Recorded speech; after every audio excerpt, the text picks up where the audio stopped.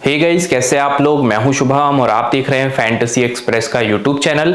इस वीडियो में हम बात करने वाले हैं UP warriors womens versus Delhi capital womens के बीच में होने वाले वुमेन्स इंडियन प्रीमियर लीग यानी WIPL या कह लीजिए WPL के नेक्स्ट और चौथे मुकाबले के बारे में। तो गाइस, ये फोर्थ मुकाबला है जो कि 26 फेब को 7:30 PM से खेला जाएगा। एक तरफ है यूपी वुमेन्स की टीम और एक तरफ है दिल्ली वुमेन्स की टीम। कौन सी टीम इस मैच को जीतेगी? दोनों टीमें अपने आखिरी मैचेस को लास्ट बॉल पे हार के आई हैं, तो बहुत ही मार्जिनल मैचेस हारे इन्होंने जो फर्स्ट और सेकंड मैच थे। तो ये फोर्थ मैच में क्या कुछ करेंगे वो आगे हम देखेंगे। 26 फरवरी को ये मैच खेला जाएगा। ग्राउंड वही सेम होगा, M चिन्नास्वामी स्टेडियम बेंगलुरु। अगर हम बात करें इस मैच की तो सबसे पहले आप ग्राउंड देख लीजिए। अभी तीसरा मैच यहाँ पे हो रहा है, बट इस साल के 2 मैच कंप्लीट हो चुके हैं, तो अभी वो रनिंग में मैच है, उसके स्टेट नहीं डाल पाया। बट पिछले 2 मैचेस में हमने क्या देखा, एक मैच में बैटिंग फर्स्ट टीम जीती, दूसरे में बैटिंग सेकंड टीम जीती। एवरेज फर्स्ट इनिंग का स्कोर अप्रोक्सीमेटली 171, हाईएस्ट 173 और लोएस्ट स्कोर 155 का है। अगर हम बात करें आखिरी 2 खेले गए मैचेस की तो लास्ट मैच आप देख सकते हैं यूपी वुमेन्स 1 रन से हारी है, और यहां पे फर्स्ट जो IPL का मैच था वुमेन्स IPL का, वो मुंबई इंडियंस जीत गई थी दिल्ली कैपिटल से आखिरी बॉल पे। तो यहां पे दोनों मैचेस में आपने एक चीज देखी, नोट करी होगी कि फास्ट बॉलर्स के मुकाबले स्पिनर्स को ज्यादा विकेटें मिल गई दोनों मैचेस मिला के।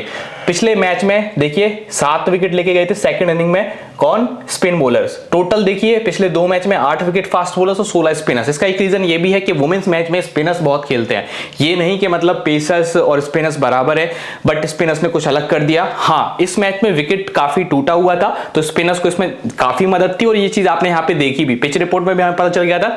और इस वाले मैच में पिच जो थी वो फ्रेश थी, बैटिंग अच्छी हुई थी, और पेसर्स को हल्का सा स्पिनर्स के मुकाबले ज्यादा एडवांटेज था। तो पिच रिपोर्ट बहुत ध्यान से आपको सुनना है। टेलीग्राम पे मैं आपको पिच रिपोर्ट दे देता हूं, तो वो देख के आपको आगे टीम क्रिएट करनी है। देखिए, इस ग्राउंड पे इन दोनों टीमों ने अब तक कोई मैचेस नहीं खेले, यहाँ पे मतलब आपस में कोई मैच नहीं खेले, सेपरेटली एक मैच खेले हैं, और दोनों टीमें एक मैच हारी हैं। बट अब तक दोनों टीमें आमने सामने नहीं आई हैं, ठीक है। सबसे पहले हम बात करते हैं आखिरी 2 मैचेस जो इनके बीच में खेले गए। 2023 के वुमेन IPL में आप देखिए इन दोनों टीमों के बीच में 2 मैचेस हुए, दोनों के दोनों मैच DC वुमेन्स ने जीते, दिल्ली कैपिटल्स DEL, ठीक है। दिल्ली कैपिटल्स वुमेन्स पिछले साल दोनों मैचेस जीत के आई है यूपी वॉरियर्स से। कौन कौन से प्लेयर्स उनके चले थे ये देखिए। मैगलन ने परफॉर्मेंस दिया, कैप्सी, काप, यादव, रॉड्रिगस, ये कुछ प्लेयर्स थे। यूपी वुमेन्स की तरफ से मैग्राथ, हेली, स्माइल, एक्लेस्टोन, इन सब प्लेयर्स ने परफॉर्मेंस दी। तो आप एक बार ध्यान से देख लीजिए वो कौन कौन से प्लेयर्स हैं जिन्होंने पिछले साल परफॉर्म किया था, ताकि आप इस साल का भी एक अप्रोक्सीमेशन लगा सके। इन दोनों टीमों के बीच में 2 ही मैचेस हुए जो पिछले साल खेले गए थे, और दोनों के दोनों दिल्ली कैपिटल्स ने जीते हैं, और इसी की वजह से इनका विनिंग परसेंटेज दिल्ली कैपिटल्स का थोड़ा सा हाई रहेगा। 60% चांस दिल्ली कैपिटल्स के होंगे, तो 40% चांस यूपी के होंगे। यूपी की टीम भी अच्छी है, बट पिछले साल का प्रदर्शन खराब था उनका, और दिल्ली कैपिटल्स ने दोनों मैचेस को अच्छे बड़े मार्जिन से जीता था यूपी को हरा के।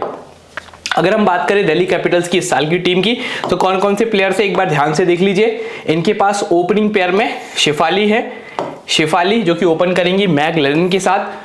इसके बाद नंबर 3 पे आपको कैप्सी दिखेंगी, कुछ ओवर बॉलिंग भी करेंगी, लास्ट मैच में डेथ ओवर्स में भी आई थी। जेमिमा रॉड्रिगस आपको नंबर 4 पे दिखेंगी। इसके बाद नंबर 5 पे आपको मरीजन कैप दिखेंगी, फिर एनाबेला सदरेल है, अरुंधति रेड्डी है। तो बैटिंग डेप्थ बहुत ज्यादा है इस टीम की। अगर आप देखें कि मिड ऑर्डर में मरीजन कैप जैसे प्लेयर हैं, और फिनिशिंग में एनाबेला सदरेल और अरुंधति रेड्डी जैसी प्लेयर्स है। फिर यहाँ पे मिन्नू मानी है ऑलराउंडर, फिर अगेन तानिया भाटिया का बैटिंग बैकअप भी है, फिर राधा यादव और शिखा पांडे है, ठीक है। तो ये इनकी टीम है। इसमें शेफाली का फॉर्म बहुत अच्छा नहीं चल रहा है, लैनिंग वर्ल्ड क्लास प्लेयर है, ये तो आपके लिए बहुत इंपॉर्टेंट रहेंगी। ऐसी एलिस कैप्सी भी आपके लिए बहुत ज्यादा इंपॉर्टेंट होंगी। यहां से जेमिमा भी एक एवरेज पिक होंगी, मरीजन कैप काफी इंपॉर्टेंट होगी, एनाबेला सदरेल बहुत ज्यादा इंपॉर्टेंट होंगी। बॉलिंग सेक्शन से एनाबेला सदरेल, मरीजन कैप, ये दोनों अप्रोक्सीमेटली 7 से 8 ओवर करेंगी दोनों मिलके, लगभग 4-4 ओवर इनके आप कंप्लीट ही मानो, और कैप्सी के लगभग 2 ओवर या 3 ओवर आप मानो। तो टोटल ये 3 प्लेयर मिलके ही 10 ओवर बॉलिंग कर देंगे। फिर उसके बाद अरुंधति रेड्डी के भी चांस ज्यादा होंगे 3 से 4 ओवर करने के, तो अप्रोक्सीमेटली हो गए 13 ओवर यहां पे खत्म। अब ये बोलर्स बचे हैं, जिसमें से भाटिया को हटा दीजिए, तो ये 3 बोलर्स में बाकी के 7 ओवर्स डिवाइड होंगे। उसमें भी ज्यादा चांस रहेगा कि राधा यादव वो शिखाई ओवर करेंगी, मिन्नू मानी को शायद 1 आध ओवर मिले या फिर ना भी मिले। पिछले मैच की तरह शिखा पांडे ने 1 विकेट निकाला था, राधा आई थिंक विकेटलेस गई थी, ठीक है। अगर विकेट टूटा होगा तो स्पिनर्स इंपॉर्टेंट होंगे, जिसमें फिर आपके लिए राधा इंपॉर्टेंट हो जाएंगी, और यहां से आपके लिए कैप्सी इंपॉर्टेंट होगी, बट अगर विकेट स्पेसर्स के अकॉर्डिंग थोड़ा सा होता है तब शिखा आपके लिए ज्यादा इंपॉर्टेंट होगी। अगर हम इस टीम के डेथ बॉलर्स की बात करें तो डेथ बॉलर्स में अगर हम देखें तो मरीजाना कैप हमेशा से एक डेथ के आसपास बॉलिंग करने वाली प्लेयर है, ठीक है। और एक यहाँ पे एलिस कैप्सी का भी डेथ ओवर में टीमें यूज करती हैं। पिछले मैच में आपने कैप्सी और कैप को देखा डेथ ओवर्स में, और इवन एनेबेला सेदरेल भी डेथ के आसपास एक आधा ओवर कर लेती है। तो ये डेथ बॉलर्स होंगे आपके लिए, और बॉलिंग की शुरुआत शिखा पांडे कर सकती है पावर प्ले से। तो ये होगी ओवरऑल टीम, दिल्ली की टीम काफी अच्छी लग रही है। अब इनके एक बार हम फॉर्म भी देख लेते हैं, इनके फॉर्म कैसे चल रहे हैं, ताकि हम ग्रैंड लीग्स के अच्छे कॉम्बिनेशन बना सके। आप देखिए, सबसे पहले मैंने सबके नाम लिखे हुए, फर्स्ट वाले जो कॉलम है उसमें मैंने सबके टी20 के फॉर्म लिखे हुए, फिर अगेंस्ट अपोजिशन टीम क्या फॉर्म है उनका, और इस ग्राउंड पे क्या फॉर्म है, सब कुछ मेंशन्ड है। सबसे पहले हम बात कर लेते हैं यहाँ पे शिफाली वर्मा, राइटी बैट्समैन, आखिरी 4 मैच में कुछ भी खास नहीं कर पाए। बैटिंग एवरेज भी इनका 23 के आसपास पहुंच गया है। अटैकिंग प्लेयर है, बट अटैकिंग नेचर के होने की वजह से जल्दी विकेट दे रही हैं।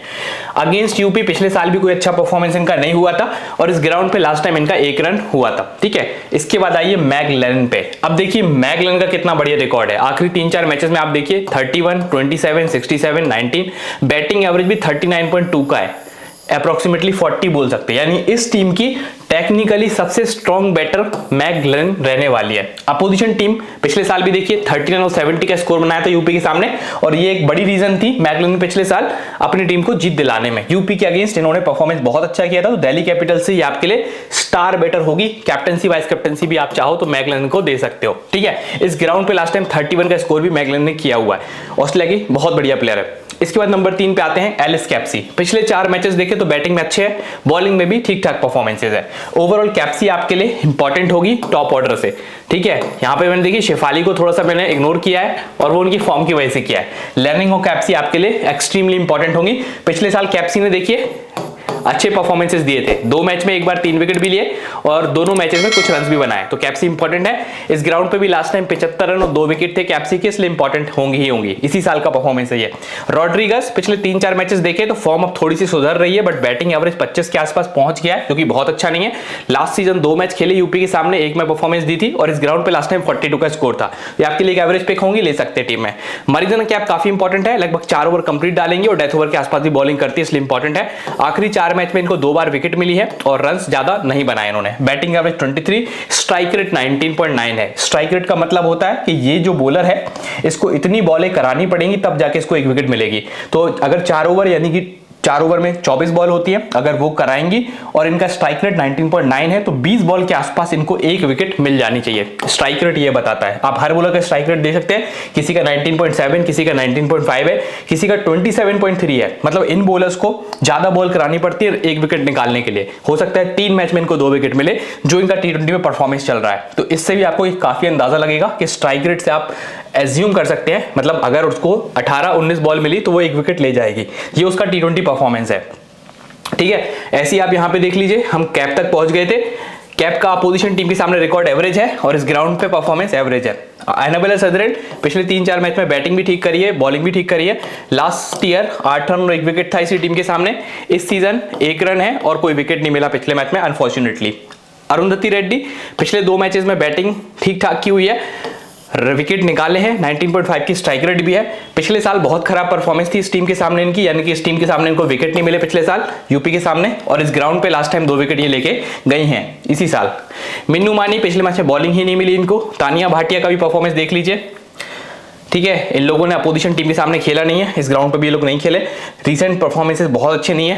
राधा यादव का भी देखें तो स्ट्राइक रेट बहुत हाई चला गया, यानी एज अ बॉलर राधा बहुत विकेट टेकिंग ऑप्शन नहीं है। शिखा पांडे फिर भी एक अच्छी पिक है, 19.6 स्ट्राइक रेट है, यानी कि 1 आध विकेट की गुंजाइश इनसे आप हर मैच में कर सकते हैं। लास्ट ईयर भी देखिए 2 मैच में सिर्फ 1 विकेट ले पाई थी। अपोजिशन टीम के सामने बहुत अच्छा रिकॉर्ड नहीं है। इस ग्राउंड पे आखिरी मैच में 1 विकेट निकाला है। तो यहां से आपको कुछ प्लेयर्स समझ में आ गए कि आपको लर्निंग को इंपॉर्टेंस देनी है। कैप्सी, रॉड्रिगस, कैप, सदरेल और अरुंधति रेड्डी, बस यही कुछ प्लेयर्स हैं, बाकी प्लेयर्स को खास नहीं कर रहे।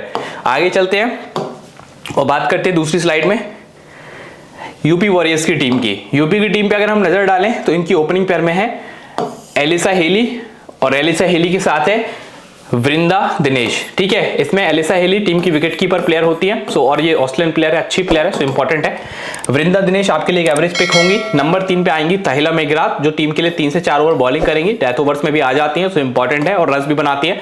फिर आती है ग्रेस हैरिस, इस मैच में शायद बॉलिंग उतनी ना करें, पिछले मैच में तो एक स्मृति मंदाना का फैक्टर था जिसके चलते ग्रेस और दीप्ति को बॉलिंग शुरुआत में मिलनी थी, बट इस मैच में वो कोई ज्यादा रोल नहीं होगा इनका। सो दीप्ति तो अपने कंप्लीट 4 ओवर करेंगी, हो सकता है ग्रेस हैरिस आपको एक आध ओवर करती दिखे या फिर वो भी ना करती दिखे। बैटरी अच्छी है, ओवरऑल एक डिसेंट पिक है। किरण नेवगिरे बहुत टाइम से अच्छा नहीं खेल रही, तो इन पर मैं ज्यादा कुछ बोलूंगा नहीं। महाराष्ट्र की अच्छी प्लेयर है, बट अभी तक कंसिस्टेंसी से कोई बड़ा स्कोर कर नहीं पाए। दीप्ति शर्मा बैटिंग एवरेज है, बॉलिंग ठीक है, डेथ ओवर्स के आसपास ये भी आपको एक्टिव दिखेंगी।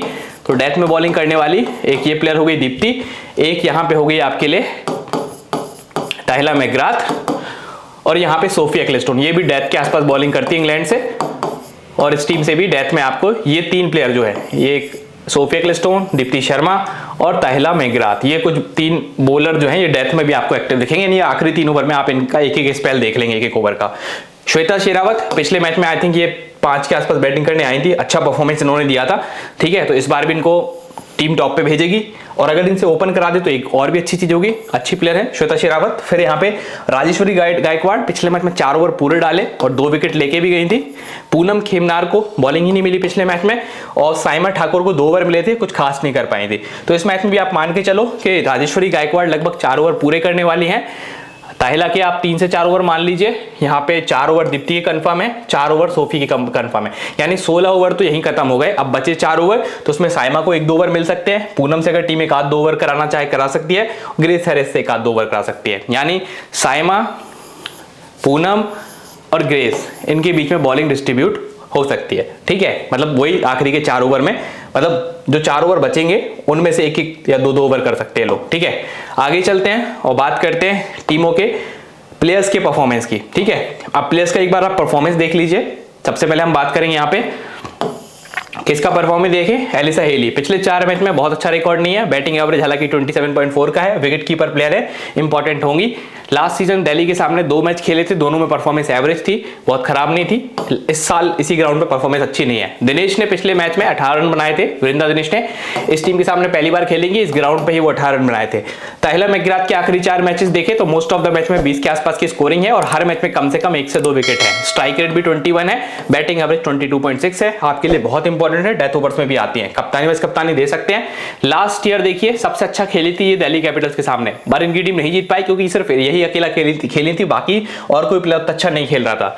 तो आप देखिए दिल्ली के सामने, जो कि हमारा मतलब इनका रिकॉर्ड खराब है, फिर भी इन्होंने 58 और 90 नॉट आउट की स्कोर की है तहिला ने, और 1 विकेट भी निकाला हुआ है। तहिला आपके लिए कैप्टनसी की एक बहुत अच्छी पिक दिख रही है इस मैच के लिए, क्योंकि पिछले साल भी इन्होंने अच्छा खेला था दिल्ली के सामने। इस ग्राउंड पे लास्ट टाइम 22 रन और 1 विकेट था पिछले मैच में।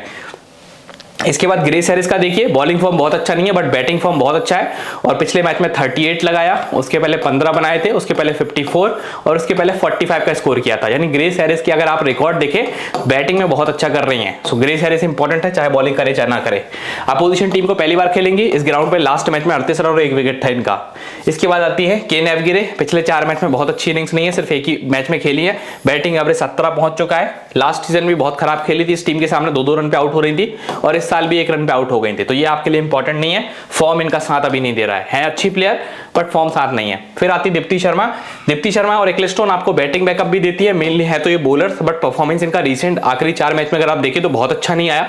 स्ट्राइक रेट के मामले में एक्लेस्टोन ज्यादा विकेट टेकिंग नेचर की प्लेयर है, यहाँ पे आप कंपेयर कर सकते हैं। 19.8 बॉल्स में दीप्ति को 1 विकेट मिलती है, वैसे 14.5 बॉल में एक्लेस्टोन को 1 विकेट मिलती है। अगर आप अपोजिशन टीम के सामने परफॉर्मेंस देखें तो पिछले साल तो दीप्ति को विकेट ही नहीं मिली दिल्ली कैपिटल्स के सामने, जबकि एक्लेस्टोन हर मैच में कम से कम 1 विकेट तो लेके जा रही थी। अगर आप इस ग्राउंड पे देखें तो लास्ट मैच में दोनों को 1-1 विकेट मिली थी, जिसमें दीप्ति शर्मा 13 नॉट आउट भी रही थी।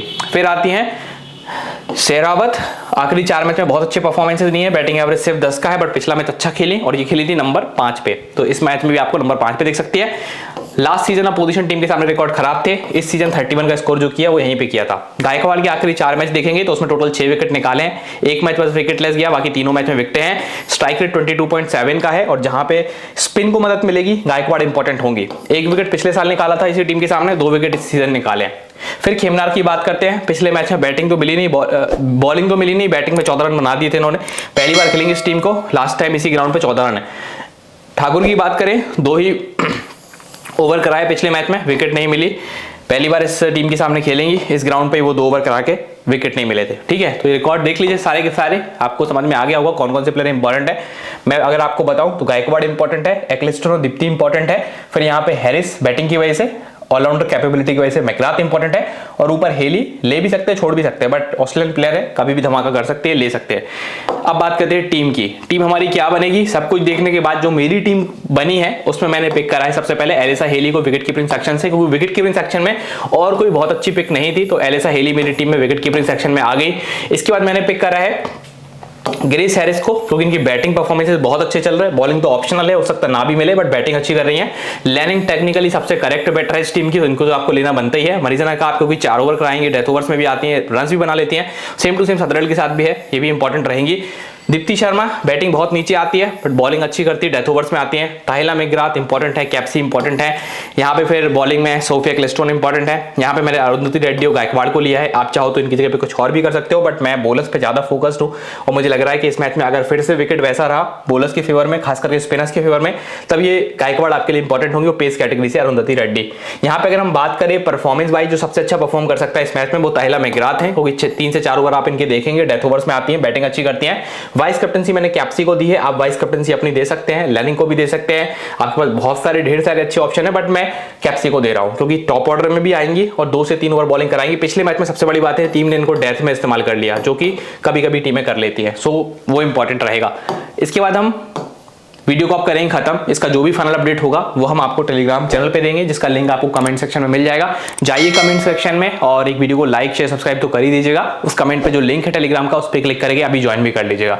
वीडियो पसंद आए तो प्लीज लाइक शेयर सब्सक्राइब कीजिएगा। मिलते हैं नेक्स्ट वीडियो में, तब तक के लिए बाय बाय।